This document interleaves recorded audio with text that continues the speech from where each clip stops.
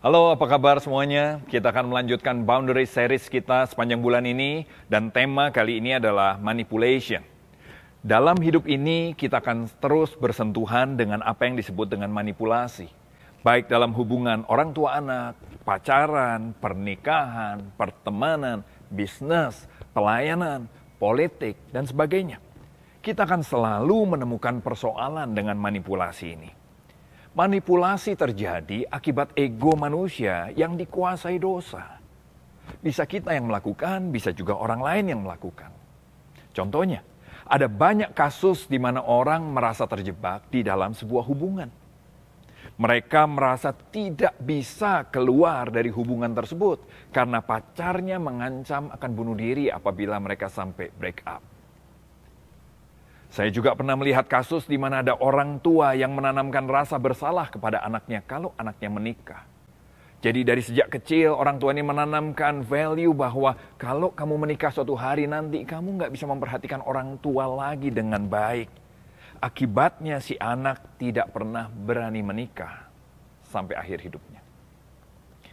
Manipulasi akan terjadi ketika kita mencoba untuk melanggar boundaries kehidupan orang lain. Bentuknya bisa yang pertama, mengambil hak orang lain dalam menentukan pilihan untuk hidupnya. Atau kita melemparkan tanggung jawab kepada orang lain atas pilihan yang harusnya kita ambil. Contohnya, ada orang yang terus mengeluh, merasa menjadi korban, merasa terus dirugikan karena sikap orang lain yang tidak pernah mau berubah. Dia mengeluh karena harus membiayai keluarganya atau orang lain yang tidak pernah mau berhenti berjudi, berfoya-foya, atau tidak mau bekerja, bermalas-malasan. Dalam hal ini dia memanipulasi keadaan. Seakan-akan dia yang harus bertanggung jawab untuk membiayai kehidupan orang yang terus berjudi itu. Dia merasa jadi korban dari kesalahan orang lain. Padahal yang sebenarnya adalah dia kan tidak harus terus membiayai orang yang punya kebiasaan buruk tersebut. 1 Korintus 3 ayat 10-15 mengatakan begini, tetapi tiap-tiap orang harus memperhatikan bagaimana dia harus membangun di atasnya. Karena tidak ada seorang pun yang dapat meletakkan dasar lain daripada dasar yang telah diletakkan, yaitu Yesus Kristus. Entahkah orang membangun di atas dasar ini dengan emas, perak, batu permata, kayu, rumput kering, atau jerami. Sekali kelak pekerjaan masing-masing orang akan nampak. Karena hari Tuhan akan menyatakannya. Sebab ia akan nampak dengan api. Dan bagaimana pekerjaan masing-masing orang akan diuji oleh api itu. Jika pekerjaan yang dibangun seseorang tahan uji, dia akan mendapat upah. Jika pekerjaannya terbakar, dia akan menderita kerugian, tetapi ia sendiri akan diselamatkan, tetapi seperti dari dalam api. Di sini jelas bahwa gospel menegaskan pelayanan ataupun perbuatan tidak membawa keselamatan. Keselamatan adalah karena kasih karunia Tuhan yang kita terima dengan iman, dengan percaya. Ya, keselamatan pasti akan berbuah ucapan syukur, rasa kagum pada Tuhan, hati yang menyembah, hati yang mencintai Tuhan dan mencintai firman-Nya, berbuah perubahan hidup dan ketaatan pada firman Tuhan. Keselamatan pasti akan membawa dampak itu kepada orang-orang yang menerimanya. Tapi ternyata tidak semua orang percaya yang sudah diselamatkan akan hidup berkemenangan. Alkitab menjelaskan begitu. Ada orang yang diselamatkan tapi hidupnya hancur berantakan. Penuh dengan kekalahan, penuh dengan luka. Karena dia tidak mau membangun hidupnya dengan benar. Boundaries yang saudara dan saya bangun itu akan membawa akibat baik jangka panjang ataupun jangka pendek di dalam hidup kita. Kalau kita tidak bisa mengatakan dengan tegas siapa diri kita, berarti kita memiliki boundaries yang lemah. Akibatnya kita akan kesulitan untuk menolak apa yang sebenarnya bukan diri kita. Dan kita akan kesulitan untuk menerima apa yang sebenarnya menjadi bagian dalam hidup kita. Gospel sekali lagi menegaskan apa yang ya dan apa yang tidak tentang kita sebagai umat tebusan Tuhan. 1 Petrus 2 ayat 9. Tetapi kamulah bangsa yang terpilih. Apakah saudara bisa melihat dirimu dengan jelas dan tegas sebagai bangsa yang terpilih? Imamat yang rajani, bangsa yang kudus. Saudara dan saya adalah bangsa yang sudah dikuduskan oleh Tuhan. Umat kepunyaan Allah sendiri.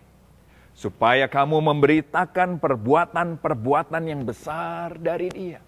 Kita semua dipanggil untuk melayani, menyatakan kemuliaan Tuhan. Yang telah memanggil kamu keluar dari kegelapan pada terangnya yang ajaib. Saya berdoa supaya kita bisa mendapat kasih karunia Tuhan, sehingga kita bisa berkata dengan jelas, dengan tegas, apa yang ya dan apa yang tidak tentang kita, sesuai apa yang Tuhan katakan tentang kita. 1 Korintus 3 ayat 10-11 tadi mengatakan begini. Tetapi tiap-tiap orang harus memperhatikan bagaimana dia harus membangun di atasnya. Karena tidak ada seorang pun yang dapat meletakkan dasar lain selain daripada dasar yang telah diletakkan, yaitu Yesus Kristus. Bagaimana caranya saudara dan saya membangun kehidupan kita di atas dasar Kristus? Salah satunya adalah dengan mulai membangun boundaries yang jelas di dalam hidup kita. Area apa saja dalam hidup kita yang memerlukan boundaries ini? Yang pertama adalah tubuh. Tubuh adalah area dasar dalam kehidupan manusia. Tubuh kita adalah hak kita. Orang lain tidak berhak melanggar tubuh kita. Begitu juga dengan kita tidak berhak melanggar tubuh orang lain. Tahukah saudara bahwa orang tidak berhak menganiaya dirimu, menyentuh atau memanfaatkan tubuhmu? Ada orang-orang yang sudah terbiasa dilecehkan atau dianiaya mungkin oleh orang tuanya dari sejak kecil. Sehingga waktu pacarnya melakukan hal yang sama, dia merasa itu adalah perlakuan yang wajar dan yang layak dia terima. Nggak jarang orang-orang ini juga akhirnya melanjutkan hubungan itu masuk dalam pernikahan. Sehingga bahkan di dalam pernikahan pun aniaya terus terjadi. Area yang kedua yang kita harus bangun boundaries adalah perasaan. Perasaan kita adalah tanggung jawab kita. Perasaan orang lain adalah tanggung jawab mereka. Kalau sampai ada orang yang merasa sedih, tersinggung, atau sakit hati karena sesuatu hal, memang bagian kita untuk ikut menghibur mereka. Tetapi pada akhirnya orang itu sendirilah yang harus bertanggung jawab atas perasaannya sendiri. Ya, kita bertanggung jawab atas sikap kita terhadap orang lain, tetapi kita tidak bertanggung jawab atas perasaan orang lain. Bahkan sebenarnya kita tidak mungkin bisa bertanggung jawab atas perasaan orang lain. Begitu juga dengan perasaan kita. Waktu ada orang yang melukai hati kita, oke, dia bersalah. Benar, dia bersalah. Tapi untuk terus menyimpan rasa sakit hati, rasa dendam, itu adalah keputusan kita sendiri. Dan semua akibat yang ditimbulkan berikutnya, misalnya kehilangan sukacita, kehilangan damai sejahtera, kehilangan kebahagiaan, frustasi dan sebagainya, sebetulnya suka atau tidak suka, itu adalah akibat dari keputusan kita sendiri. Dan itu sebenarnya tanggung jawab kita, bukan tanggung jawab orang lain. Area berikutnya yang kita harus bangun boundaries, sikap, tindakan, dan pemikiran kita. Di dalam hal ini Tuhan mengajarkan dan memberikan prinsip tabur tuai. Apa yang kita tabur melalui sikap, tindakan, dan pemikiran kita, itu yang akan kita tuai. Setiap orang termasuk kita harus belajar menghadapi akibat dari sikap, tindakan, dan pemikiran yang kita ambil. Jangan terus memikul tanggung jawab atas sikap, perbuatan, pikiran orang lain yang tidak mau berubah. Begitu juga jangan minta orang lain ikut memikul tanggung jawab akibat sikap, perbuatan, dan pemikiran kita. Waktu kita mau belajar menghadapi akibat dari apa yang kita tabur, itu yang akan mulai membuat kita bertumbuh menjadi dewasa. Belajar menuai dari apa yang kita tabur akan membuat kita menjadi penabur yang lebih bijaksana dalam kehidupan ini. Area berikutnya yang saudara harus perhatikan adalah kemampuan. Tidak ada orang yang berhak menentukan apa yang seharusnya engkau lakukan. Atau juga tidak ada orang yang berhak membatasi kemampuan kita. Kamu nggak mungkin bisa, kamu nggak mungkin bisa. Atau kamu harus begini, kamu harus begitu. Sehingga kita merasa kita didikte orang lain. Dan kita menjalani keputusan dalam hidup kita menurut apa yang orang lain katakan terhadap kita. Yang sebenarnya adalah gini, Tuhan yang memberikan kemampuan, talenta di dalam diri setiap manusia. Dan di dalam dialah kita seharusnya belajar untuk mengembangkan semua kemampuan, semua talenta yang Tuhan berikan dalam diri saudara dan saya. Area berikutnya yang perlu kita bangun boundaries adalah pilihan. Dan ini adalah esensi dari boundaries. Esensi dari boundaries pada akhirnya adalah ini. Mengambil otoritas dan tanggung jawab atas pilihan yang kita ambil dalam hidup kita. Sekali lagi prinsipnya, kita tidak berhak ataupun bertanggung jawab atas pilihan orang lain. Kita tidak bisa meminta orang lain juga bertanggung jawab atas pilihan yang kita ambil. Setiap orang itu berhak dan bertanggung jawab atas pilihannya sendiri. 1 Korintus 3 ayat 12 sampai 15 sekali lagi mengatakan begini. Entahkah orang membangun di atas dasar ini, dasar Yesus dengan emas, perak, batu permata, kayu, rumput kering, atau jerami. Sekali kelak pekerjaan masing-masing orang akan nampak. Karena hari Tuhan akan menyatakannya. Sebab dia akan nampak dengan api. Dan bagaimana pekerjaan masing-masing orang akan diuji oleh api itu. Jika pekerjaan yang dibangun seorang tahan uji, dia akan mendapat upah. Jika pekerjaannya terbakar, dia akan menderita kerugian. Apa yang dimaksud firman Tuhan dengan membangun dengan kayu, rumput kering, dan jerami? Itu bicara tentang hidup yang dibangun tanpa kesadaran bahwa kita adalah anak-anak Allah, umat tebusan Allah. Sehingga kita hidup tanpa boundaries yang jelas. Akibat kita tidak membangun boundaries, maka kita akan menjadi orang yang bersikap seenaknya terhadap orang lain. Kita seenaknya melukai, memanipulasi orang-orang di sekitar kita. Dan tidak jarang kita juga melukai, bahkan berusaha memanipulasi Tuhan. Contohnya, kita ingin menerima berkat Tuhan, tapi kita tidak mau hidup di dalam rencana Allah. Atau sebaliknya, kita akan hidup sebagai korban. Kita akan dimanipulasi oleh iblis atau juga oleh orang lain. Kita akan terus dipermainkan, merasa tertuduh untuk hal-hal yang sebenarnya bukan kesalahan kita. Merasa bertanggung jawab untuk membuat semua orang senang.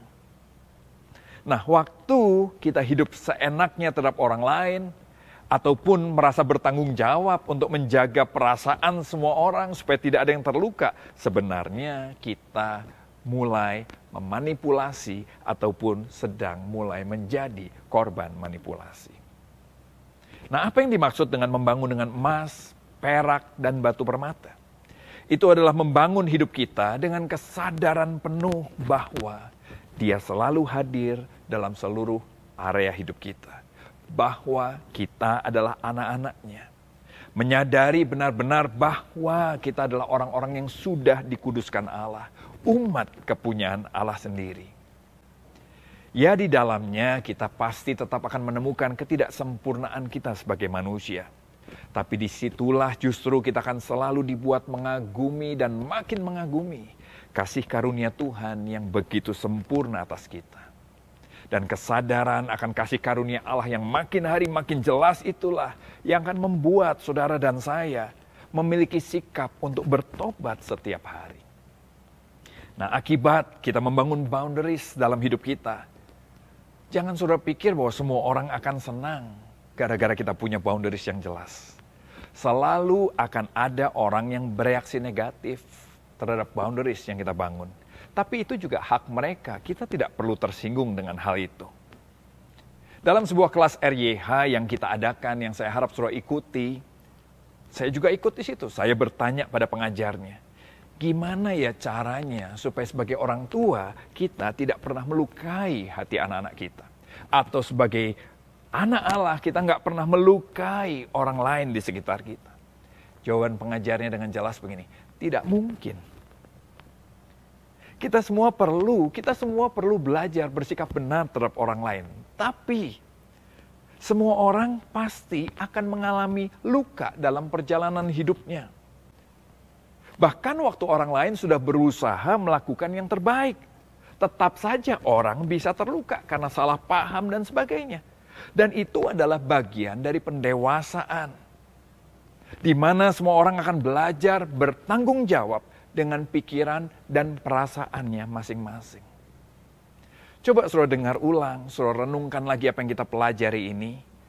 Dan coba renungkan apakah kita sudah membangun hidup kita sesuai dengan apa yang firman Tuhan ajarkan. Sebab waktu kita memutuskan untuk bertanggung jawab atas hidup kita di hadapan Tuhan, maka pendewasaan pasti mulai terjadi. Dan buah hanya tinggal menunggu waktu akan dituai. Tuhan memberkati saudara semua. Saya mau ajak kita berdoa bersama-sama ya. Tuhan, terima kasih kami boleh belajar tentang Boundary Series ini. Ajar kami untuk selalu menyadari bahwa kami adalah anak Allah, umat kepunyaan Allah sendiri, bangsa yang kudus, bahwa Allah selalu hadir dalam semua area hidup kami. Entah ada orang yang menyaksikan kami, atau kami sedang sendirian di tempat yang paling sepi sekalipun. Biarlah kami selalu menyadari bahwa Engkau selalu hadir di tengah-tengah kehidupan kami. Dan biarlah dari situ kami mulai belajar membangun hidup kami dengan kesadaran dan tanggung jawab penuh di hadapan Allah. Tuhan, kami manusia yang terbatas.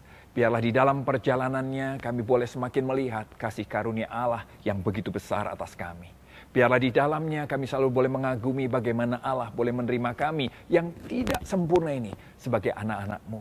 Dan biarlah dari situ keluar hati yang menyembah dan hati yang selalu mau bertobat setiap hari. Makin hari semakin menjadi seperti Kristus. Berkati kami semua Tuhan.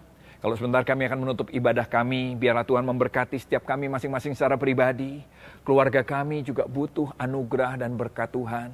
Biar seluruh keluarga kami boleh menikmati kebaikan Tuhan juga.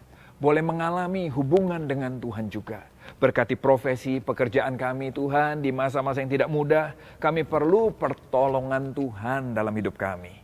Berkati kota dan bangsa kami, biarlah kota dan bangsa kami juga boleh semakin hari semakin mengalami Tuhan. Terima kasih Tuhan, sebelum kami tutup ibadah kami ini, kami mau menerima berkat yang lebih lagi daripada Tuhan. Mari umat yang sudah disayangi Tuhan, dan mau belajar menyayangi Tuhan lebih lagi, kita angkat hati dan tangan kita di depan Allah. Terimalah sekarang berkat yang berlimpah-limpah dari Allah Bapamu yang di surga. Dalam cinta kasih anaknya yang tunggal, Yesus Kristus Tuhan kita yang hidup. Dan dalam persekutuan yang manis dengan Roh Kudus, biar itu selalu menyertai kita semua. Dalam segala sesuatu yang kita kerjakan dan membuat kita memuliakan Tuhan di dalamnya. Dari sejak hari ini sampai Yesus menjemput dari awan-awan, bahkan sampai selama-lamanya. Sama-sama kita katakan, amin. Tuhan memberkati.